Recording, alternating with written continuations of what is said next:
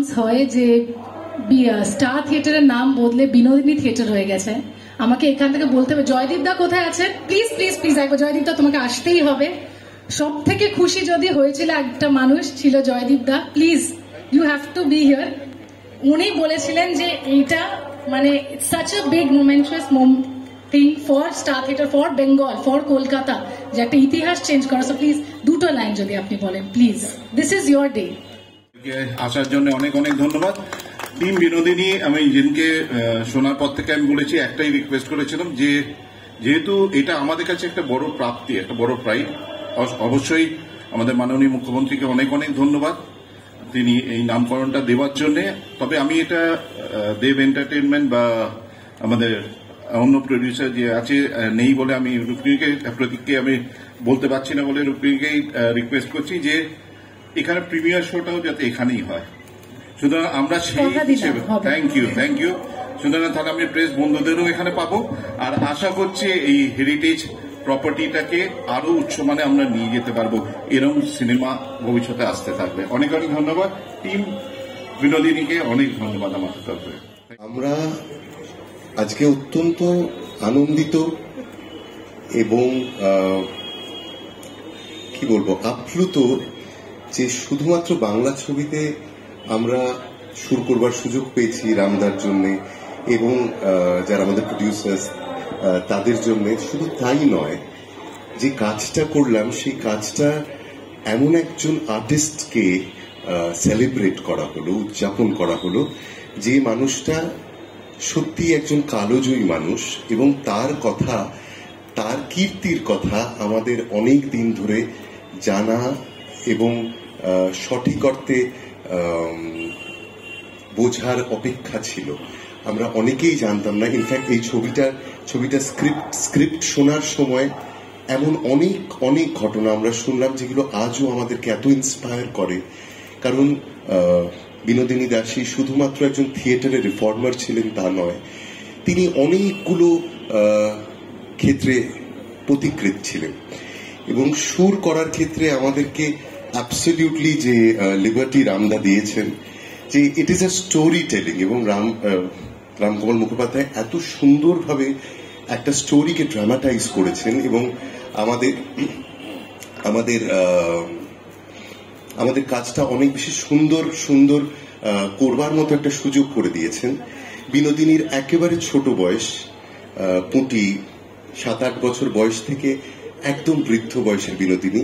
ফলে আমরাও এই এন্টায়ার মিউজিক্যাল জার্নিতে বিনোদিনীর কণ্ঠ অনেকবার পরিবর্তন হয়েছে এবং সেই কণ্ঠে এক্সপিরিয়েন্স লেগেছে, সেই কণ্ঠে নানান অনুভূতির ছোঁয়া লেগেছে, সেগুলো আপনারা শুনবেন। আমি আজকে আস্তে আস্তে সত্যি যেটা ভাবছিলাম এবং খুব শিহরিত হচ্ছিলাম, যে সিনেমার একটা ছোট্ট অংশ আছে, আমি রামদার অনুমতি নিয়েই বলছি, I am not revealing everything, যেখানে বিনোদিনী ঠাকুরের পায়ের কাছে বসে এবং ঠাকুর প্রায় শেষ সজ্জায়, এবং আমরা সবাই জানি সেই ঐতিহাসিক মুহূর্ত যেখানে নটি বিনোদিনী একজন সাহেব সেজে ঢোকেন এবং ঠাকুর সেখানে বলছেন যে কিছুদিন আগে কল্পতরু উৎসব হলো এবং সবাই এলেও সবাই এত কিছু চাইলো, মা তুই এলি না কেন? এবং সেখানে নটি বিনোদিনী বলছেন যে যিনি না চাইতেই সবকিছু দেন তার কাছে আর নতুন করে কি চাইবো, এবং তার উত্তরে ঠাকুরের সেই ঐতিহাসিক কথা যে হ্যাঁ মা হয়েছে, এই তো তোর চৈতন্য হয়েছে। আমার মনে হলো যে 140 বছর পর কোথাও নটি বিনোদিনীর সেই চাওয়া যেন ঠাকুরের কৃপায় সেই কল্পতরু উৎসবে আজকে পূর্ণ হলো। বি থিয়েটার, বিনোদিনী থিয়েটার হলো স্টার থিয়েটার। ফলে এইরকম একটা কালজয়ী ঐতিহাসিক যে লীলা, তার শুধু সাক্ষী আমরা হতে পারলাম, এটা আমাদের কাছে অত্যন্ত ঐতিহাসিক এবং একটা স্মরণীয় মুহূর্ত হয়ে থাকবে সারা জীবন। করে তার একটা এক্সাম্পল বিনোদিনী আজকে হয়ে রইল। ইন্টারন্যাশনালি অনেক রেভলিউশন হয়েছে যেগুলো ছবির মাধ্যমে সোশ্যালি মানুষের কাছে অনেক মেসেজেস গিয়ে পৌঁছেছে। এই বিনোদিনীর হাত ধরে এরকম একজন সিঙ্গার সং রাইটার, একজন সিঙ্গার অ্যাক্টর, তার জীবনের কথা হয়তো আজকে নতুন জেনারেশন জানতে পারবে। আমরা এটাকে পিরিয়ড ছবির মতো করে ব্যাকগ্রাউন্ড স্কোর বা মিউজিক করেছি তা নয়, ইট ইজ ভেরি কন্টেম্পোরারি। এবং যেভাবে রামদাস স্কেচ করেছে এই ছবি, তা আপনারা দেখলে বুঝবেন it is very relevant to an international audience today. এবং এই যে ছবির মাধ্যমে একটা এত বড় মেসেজ আমরা পৌঁছতে পারলাম as part of team Binodini, আমরা খুব গর্বিত। এবং এত সুন্দরভাবে আমাদেরকে সাপোর্ট করেছেন প্রডিউসার দ্বয় এবং রামদার, আমাদের গাইড করেছেন, যে আমরা খুব আপ্লুত as music directors to compose for this movie. Thank you. হয়তো বিনোদিনী তার জায়গাটা পেয়েছে, কিন্তু পুরুষদের সঙ্গে রেখে তারাও কিন্তু তাকে কোথাও না কোথাও সাপোর্ট করেছেন বলেই হয়েছে। সো আমার মনে হয় যে যদি দুটো জেন্ডার আমরা একসাথে পায়ে পা মিলিয়ে এগিয়ে যাই, তাহলে আমাদের পৃথিবীটা রোজ দেখবেন একটা নতুন বিনোদিনী থিয়েটার হচ্ছে, গঠন হচ্ছে।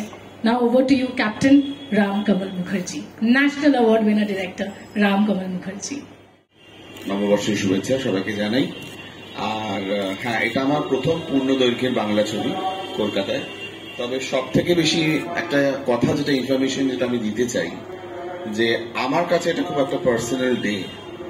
কারণ আমার দেখা প্রথম নাটক আমি যখন খুব ছোট ছিলাম, সেটা হচ্ছে আনন্দমঠ স্টার থিয়েটারে।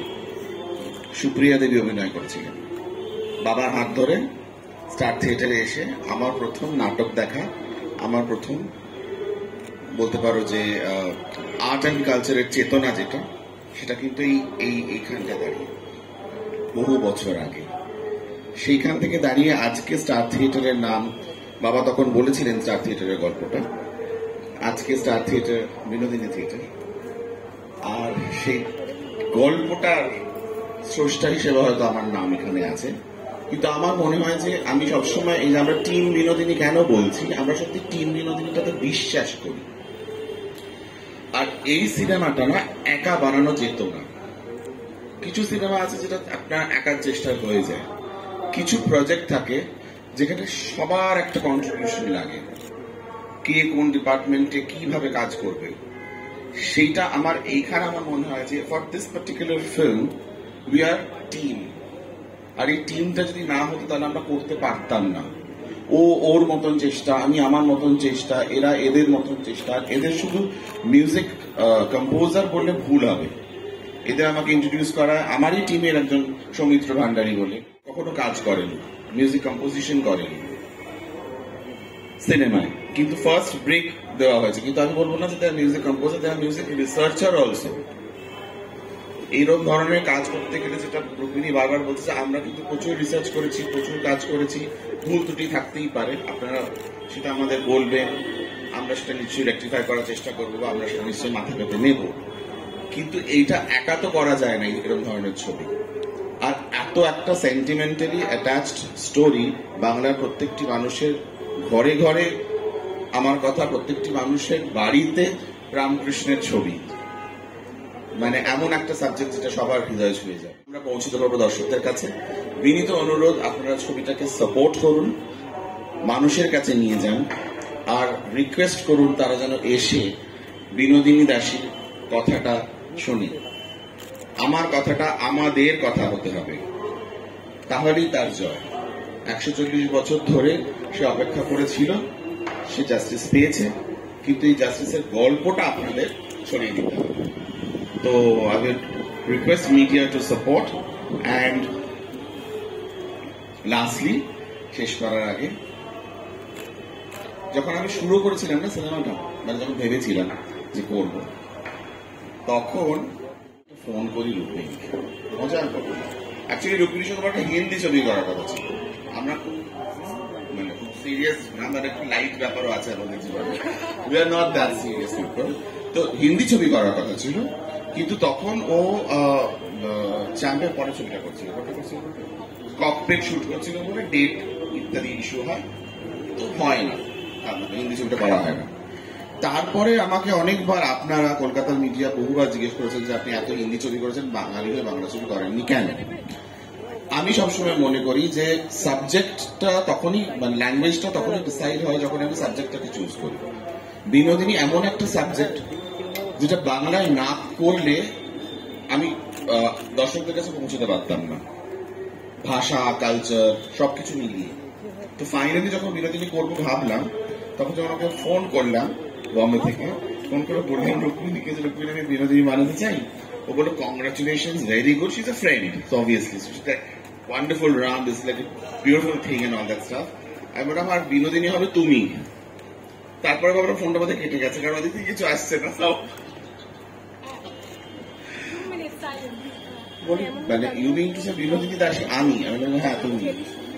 ওই যে হ্যাঁ তুমি থেকে আর হওয়া, এটা কিন্তু একটা ভীষণ মজার জার্নি ছিল, মানে we really enjoy.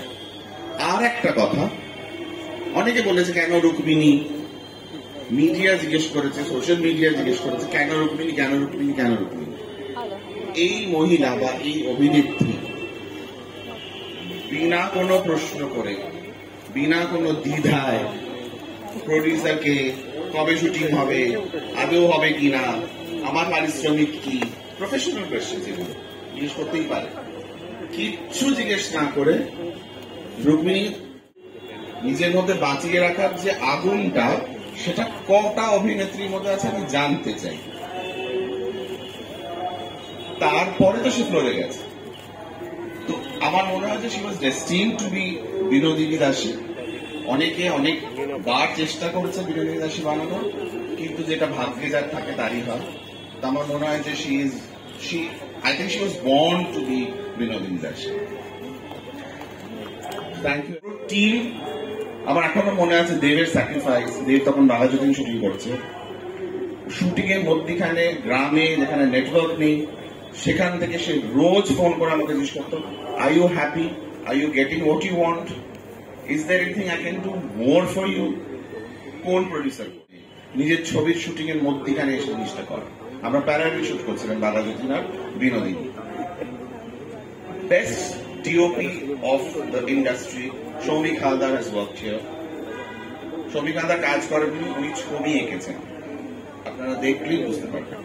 Suchismita Dasgupta costume, Tanmoy দা আর্ট ডিরেক্টর। আমি তাই বললাম যে এই টিমটা না হলে এই সিনেমাটা করাই যেত। তাছাড়া জমিদার কথা বললাম, আর তাছাড়া আমাদের মেন হচ্ছে স্ক্রিন প্লে, মানে প্রিয়াঙ্কা পোদ্দারের স্ক্রিন প্লে, সবাই বিতিকা মৌসুমী যারা লুক করেছে, এদের কথা তো আমরা বলি না, তো এরা না হলে সিনেমাটা হতো।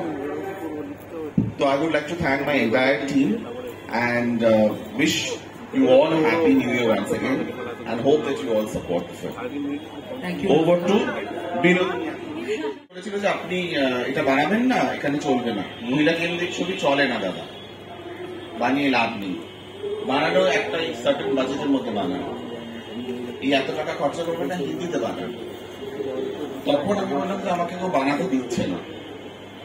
তখন এই মানুষটাই যে আজকে জেদ করে খাদান করেছে, সেই মানুষটাই কিন্তু তখন বলেছিল কে বানাতে দিচ্ছে না, বানালে কিন্তু